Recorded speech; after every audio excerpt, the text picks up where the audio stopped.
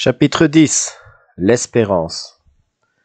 L'espérance est l'une des vertus théologales. Ceci signifie que regarder sans cesse vers le monde éternel n'est pas, comme certains le pensent, une façon de fuir la réalité ou de prendre ses désirs pour la réalité, mais un des devoirs du chrétien. Ceci ne signifie pas, pour autant, que nous devons abandonner le monde actuel à son triste sort. En lisant l'histoire, on découvre que les chrétiens qui ont le plus apporté au monde présent étaient précisément ceux qui pensaient le plus au monde futur. Les apôtres eux-mêmes, qui ont évangélisé l'Empire romain, les grands baptiseurs du Moyen-Âge, les Anglais évangéliques abolitionnistes de la traite des Noirs, tous ont laissé dans l'histoire une trace indélébile car leur esprit était occupé par la pensée du ciel.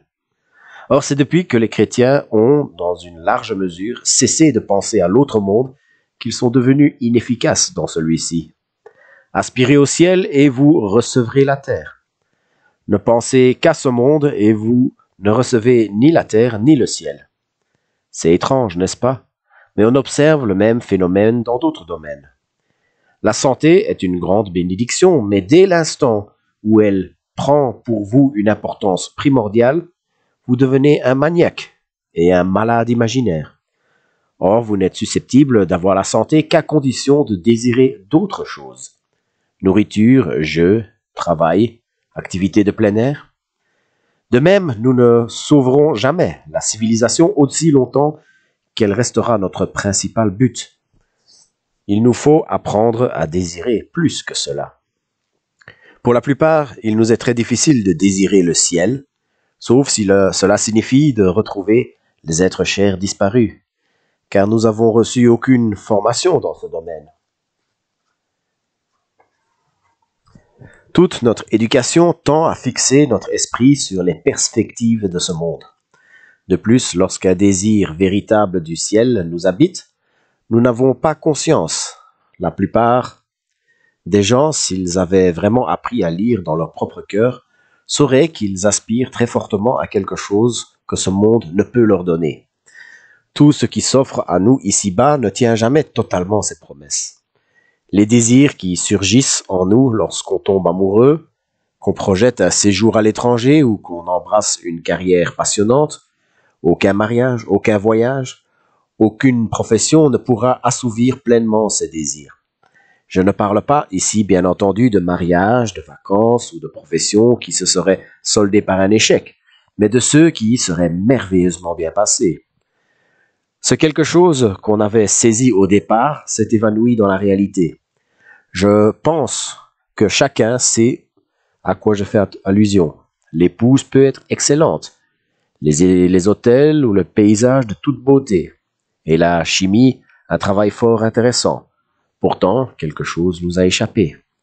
Or, il y a deux manières incorrectes à réagir à ce moment-là, et une seule qui soit juste. Premièrement, la réaction de l'insensé. Il jette le blâme sur les choses elles-mêmes. Il passe sa vie à penser que c'est en tentant l'aventure avec une autre femme, en s'offrant un voyage plus cher, ou quoi que ce soit d'autre qu'il saisira ce quelque chose mystérieux après lequel nous soupirons tous. La plupart des gens rongés par l'ennui, insatisfaits et fortunés, sont de ce type. Ils passent leur vie à trotter d'une femme à l'autre, d'un continent à l'autre, de plaisir en plaisir, persuadés chaque fois qu'ils auront enfin atteint ce quelque chose de véritable. Mais ils restent toujours déçus. Deuxièmement, la réaction de l'homme sensé et désabusé. Il décide d'emblée que tout est faribole. Naturellement, dit-il, on éprouve cette impression quand on est jeune. À mon âge, je préfère renoncer à courir après de telles chimères. Il s'assagit alors, apprend à ne pas s'attendre à trop et refoule ce qui, en lui, s'ingéniait à vouloir décrocher la lune. Il va de soi que c'est un point de vue meilleur que le premier, qui rend un homme plus heureux et moins assommant pour la société. Il en vient à faire le petit saint. Il traite de haut ceux qu'il appelle les adolescents. Mais dans l'ensemble, il se débrouille plutôt bien. Ce serait la meilleure voie à emprunter si l'homme ne vivait pas éternellement. Mais supposons que le bonheur infini existe et qu'il nous attend. Supposons qu'on puisse réellement décrocher la Lune. Dans ce cas, quel dommage de découvrir trop tard, juste après la mort, que notre soi-disant bon sens a étouffé en nous la faculté d'en jouir. Troisièmement, la réaction chrétienne. Le chrétien, pour sa part, raisonne ainsi. La nature ne nous a pas dotés de désirs dont la satisfaction soit impossible. Un bébé a faim, la nourriture existe. Un caneton désire nager, l'eau est là. Les hommes éprouvent le désir sexuel, la sexualité est là. Et si je découvre en moi un désir qu'aucune expérience au monde ne puisse satisfaire, l'explication plausible ne serait-elle pas que je suis fait pour un autre monde? Si aucun de mes plaisirs terrestres ne satisfait à ce désir, cela ne prouve pas pour autant que l'univers soit une imposture. Probablement, les plaisirs terrestres n'ont-ils pas été prévus pour satisfaire ce désir, mais seulement l'éveiller, suggérer la chose réelle, s'il en est ainsi.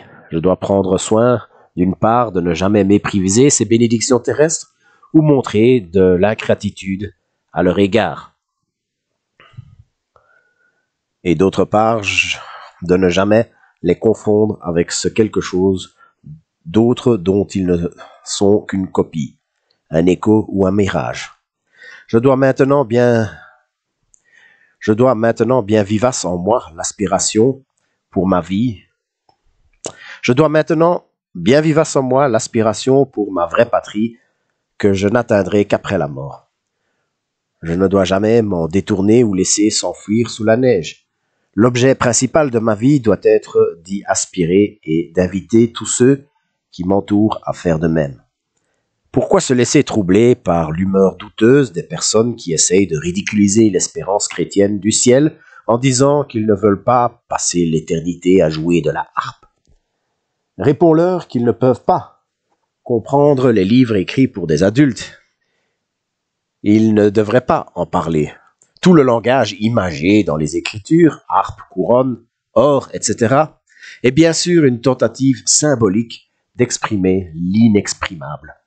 On mentionne les instruments de musique parce que pour la plupart d'entre nous, la musique est ici-bas, ce qui suggère le plus fortement l'extase et l'infinité. Les couronnes évoquent le fait que les rachetés unis à Dieu pour l'éternité partagent sa splendeur, sa puissance et sa joie. L'or est cité pour suggérer le caractère intemporel du ciel. L'or ne rouille pas, et son incommensurable valeur.